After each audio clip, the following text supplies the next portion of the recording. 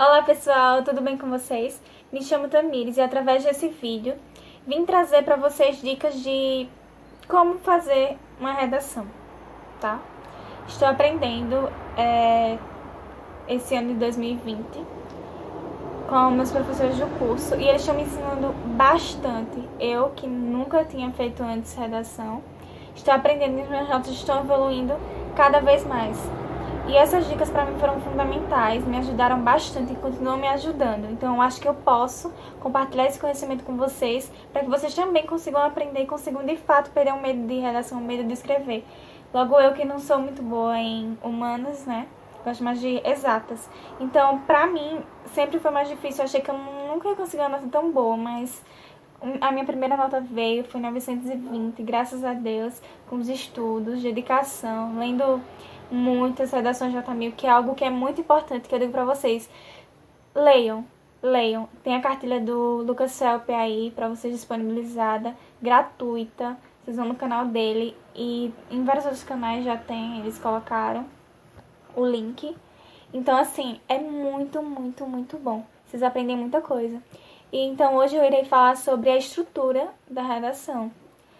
Que se você ler as redações, você consegue enxergar essa estrutura. E que ela é muito, muitíssimo importante na hora que você vai fazer.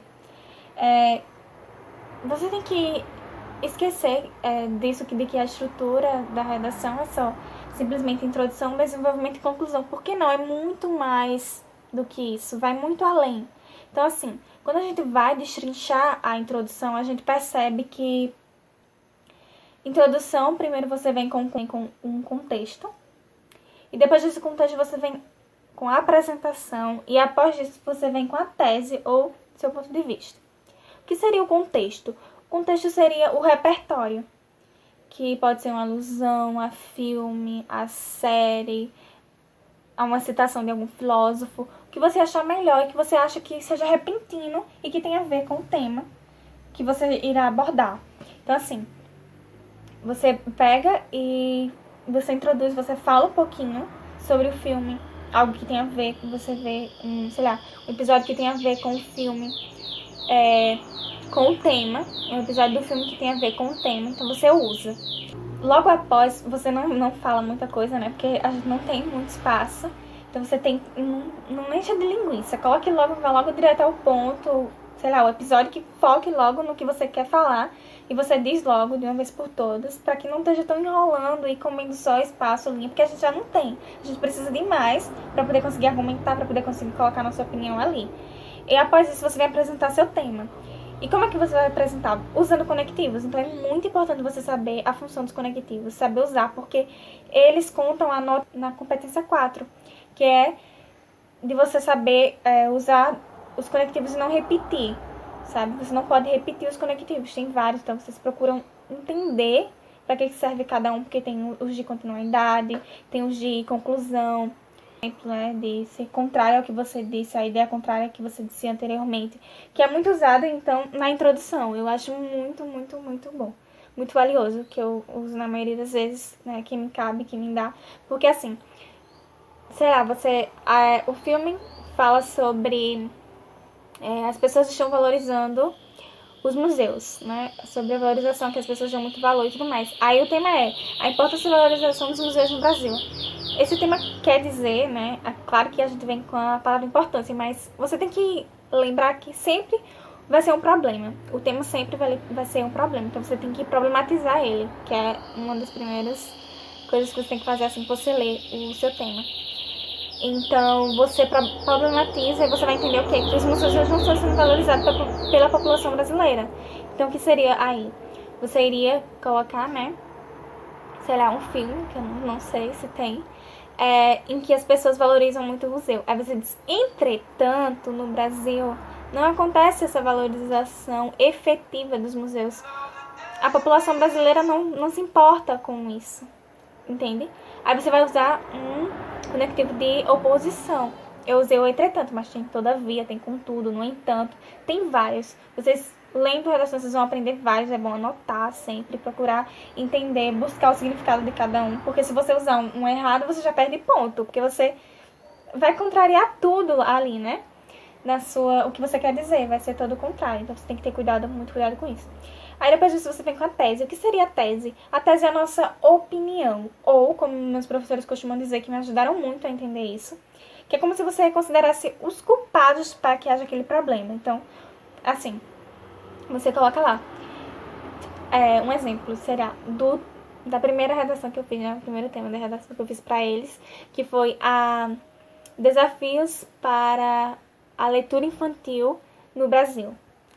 Para mim, um dos primeiros culpados para que haja esse problema seria a negligência familiar. Porque a família, ultimamente, não dá esse devido apoio às crianças, sabe? As crianças estão lá, sei lá, chorando, querendo algo, e ao invés de eles se incentivarem a ler, eles entregam um celular, um joguinho, com a criança para assistir a algum desenho na televisão, ou sei lá, alguma coisa, e não entregam um livro para a criança, não ensinam ela a ler. Não ficam lá sempre, tipo, toda vez incentivando, como muitos, mas assim, não são todos os pais, eu não estou dizendo que são todos os pais, mas a maioria dos pais não fazem isso. Eles não incentivam a criança a ler.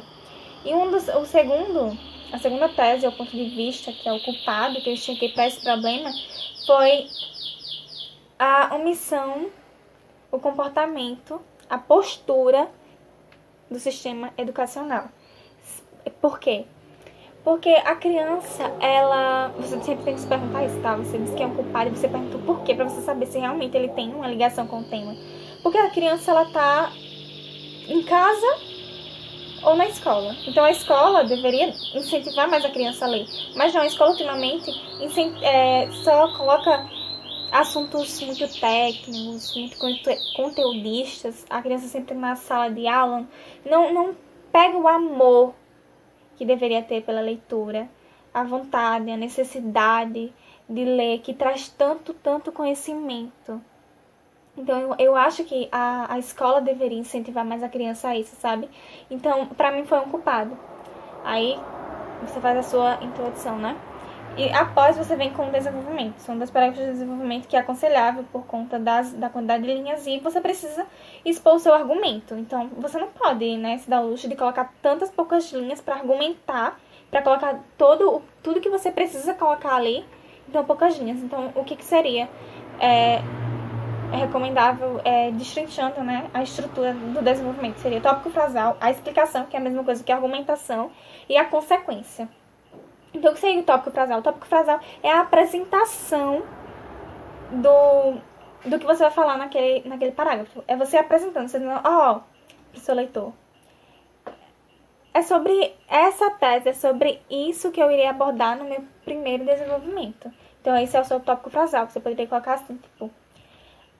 em primeiro lugar, tu postular que a omissão familiar é o impulsionador desse problema.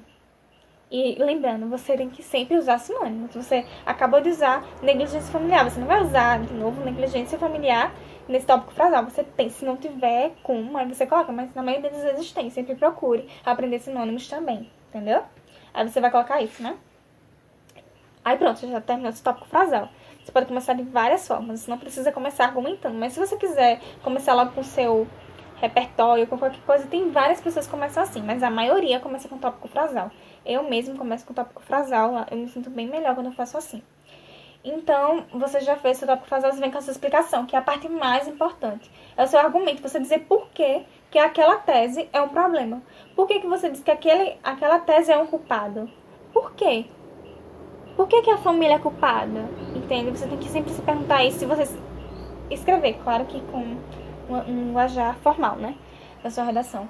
Aí depois disso, você vem com uma leve consequência, não é obrigação. É como se você tivesse...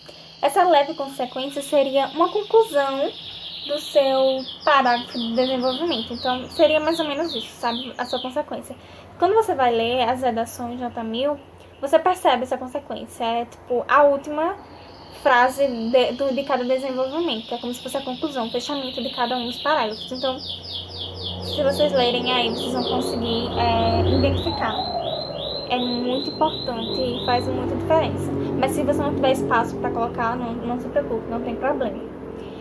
E após isso vem a conclusão, né? A conclusão é algo muito importante, né? é como se fosse a solução, proposta de intervenção sua. Mas você não precisa solucionar tudo, porque se o problema tá ali, nem o governo conseguiu solucionar, né? Então a gente não tem esse poder.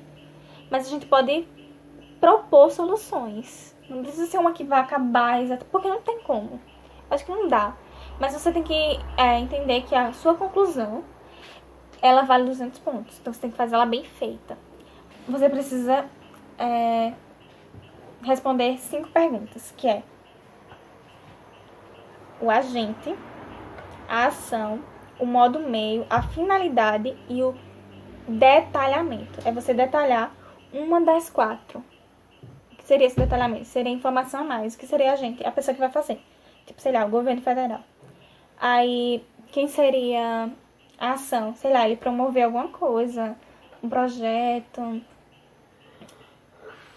algo para a comunidade, para a escola, colocar nas escolas mais projetos de leitura, para que os alunos se sintam mais instigados a ler. Aí vem o modo meio, por meio de professores qualificados que estejam disponibilizados a fazerem isso. A finalidade, para que formem pessoas, jovens futuros leitores, sabe? Que enxerguem suas novas oportunidades, porque a leitura ela nos traz muito conhecimento e poder. Ler é poder. Então, a leitura tem que haver ali, sabe? É algo muito importante, não pode deixar de ter. Então, seria isso, um projeto. É detalhamento, você dizer, sei lá, se você quisesse detalhar o governo federal, você dizer que ele é uma instância máxima de administração executiva, já teria detalhado, entendeu? E já teria ganhado os seus 200 pontos. Então é isso, pessoal. Espero que vocês gostem do vídeo, que vocês tenham entendido. Se terem alguma dúvida, podem me falar que eu poderei esclarecer a cada um de vocês, tá? Espero que vocês tenham aprendido. Beijo. Obrigada.